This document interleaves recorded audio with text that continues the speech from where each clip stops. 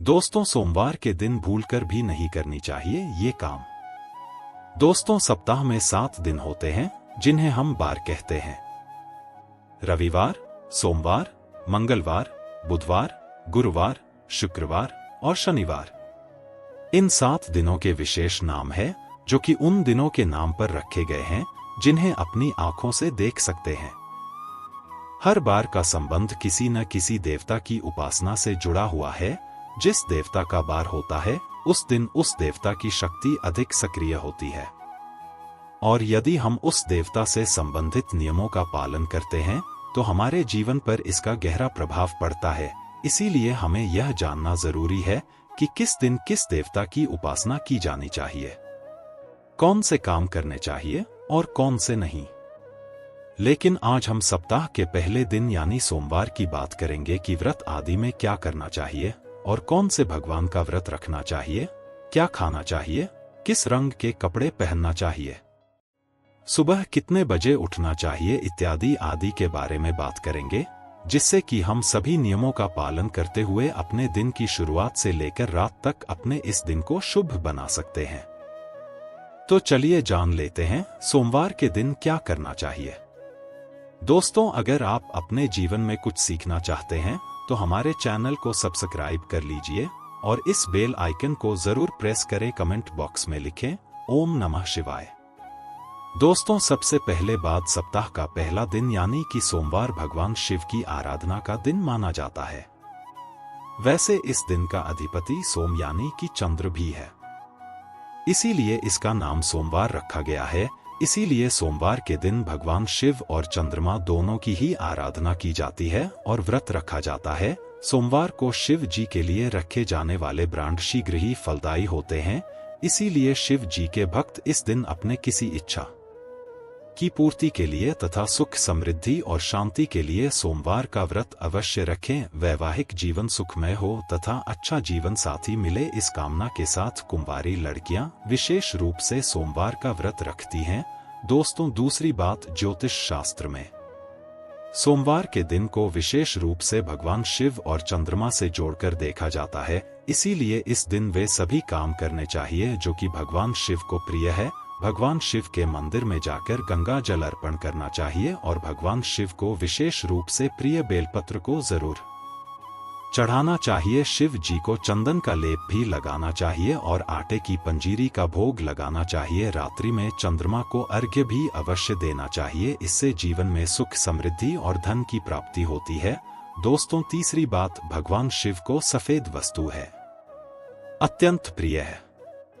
इसीलिए सोमवार के दिन सफेद चीजें जैसे कि दूध, दही, सफेद फूल इत्यादि को विशेष रूप से भगवान शिव को अर्पित करना चाहिए और शिव जी को सफेद चीजों का ही भोग लगाकर आप भी सफेद वस्तु ही ग्रहण करें।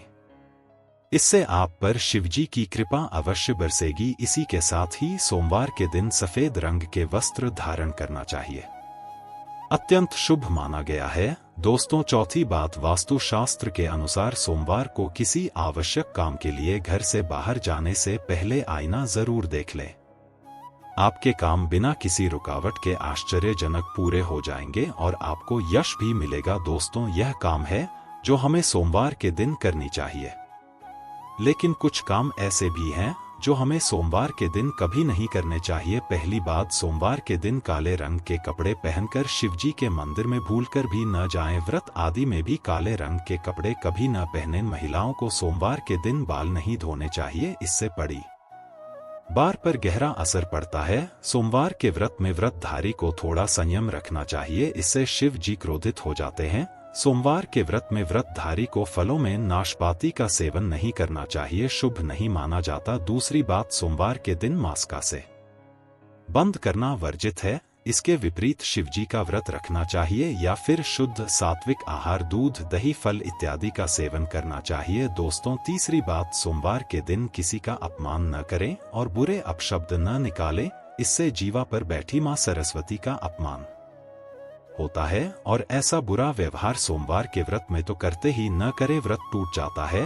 दोस्तों, चौथी बात, शिवजी की पूजा के साथ ही नंदी महाराज की पूजा भी जरूरी है। शिव पशु प्रेमी है, इसीलिए सोमवार को 4 पैर वाले पशु का अर्थात गाय माता की विशेष शुरू से पूजा करनी चाहिए। सोमवार के दिन गाय माता को कुछ न कुछ जरूर खिलाना चाहिए, इससे व्रत पूरा माना जाता है। साथ ही साथ नंदी महाराज बैल का अपमान या उनके साथ गलत व्यवहार न करें। दोस्तों, 5वीं बात, पूजा करते समय ध्यान रखें कि भगवान शिव को केतकी का फूल, कुमकुम, तुलसी के पत्ते, कटे फटे बेलपत्र या खंडित चावल भूलकर भी न चढ़ाएं और श्रृंग से में जल अर्पण न करें। तो दोस्तों, सोमवार के दिन इस दिन शिव और चंद्रमा की आराधना करें, व्रत करें, शिव मंदिर में जाएं, साफ मन से दिन में कई बार ओम नमः शिवाय का जाप जरूर करें। भगवान भोलेनाथ आप पर अवश्य प्रसन्न होंगे और आपके हर मनोकामना पूर्ण करेंगे। दोस्तों, खासकर सोमवार के दिन शिव की पूजा के बाद भोग लगाकर गाय तो कुछ न कुछ सफेद थी जरूर खिलानी चाहिए, जैसे बर्फी, चावल, सफेद लड्डू वगैरह जरूर खिलाएं। इसके कई पुण्य व्यक्ति को प्राप्त होते हैं और सोमवार का व्रत संपूर्ण सफल हो जाता है। मंगलवार को गाय को रोटी के साथ बेसन के लड्डू खिलाने से संपूर्ण लाभ होता है, इससे व्यक्ति का मंगल शांत हो जाता है। और वहीं बुधवार को हरा चारा यानी कि दुर्वा घास खिलाने से बुध ग्रह शांत हो जाता है, इसे भगवान गणेश प्रसन्न होते हैं। ऐसे में गुरुवार को जब भी आप गाय को रोटी खिलाते हैं तो थोड़ी सी आप हल्दी मिलाकर रोटी बनाई और गाय को रोटी खिला दें, इससे भी बहुत ही पुण्य लाभ होता है। आपको जीवन में लौकिक और अलौकिक दोनों ही फलों की प्राप्ति हो जाती है। शुक्रवार के दिन गाय को खीर खिलाने से शुक्र ग्रह मजबूत होता है, देवी लक्ष्मी प्रसन्न होती है, जिसके कारण व्यक्ति मालामाल हो जाता है, माता लक्ष्मी मेहरबान हो जाती है। माना जाता है कि शनिवार के दिन गाय को काले तिल और उड़द पीसकर गेहूं के आटे में डालकर रोटी बनाकर खिलाने से शनि दोष शांत हो जाता है। दोस्त, वहीं हर रविवार को रोटी के साथ गुड़ मिलाकर गाय को खिलाने से सूर्य की महादशा ठीक हो जाती है, व्यक्ति निश्चित तौर पर धनी बन जाता है। दोस्तों, आप एक परेशानी आती है कि शहरों में लोग ऊंचे ऊंचे फ्लैट में रहते हैं।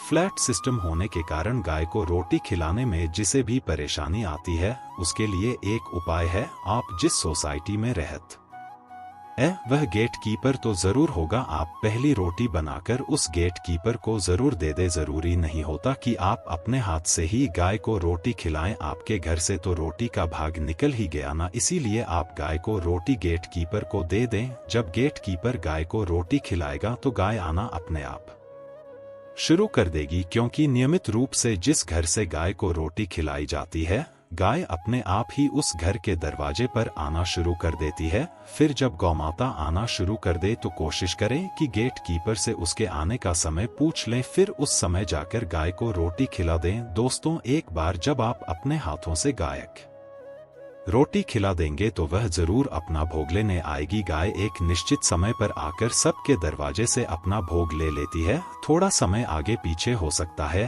पर गाय माता घर की चौखट पर आती जरूर है और गाय दरवाजे पर आकर जोर जोर से पुकारती भी है ताकि आप उसे रोटी खिला दें। अगर आपने भी गाय को रोटी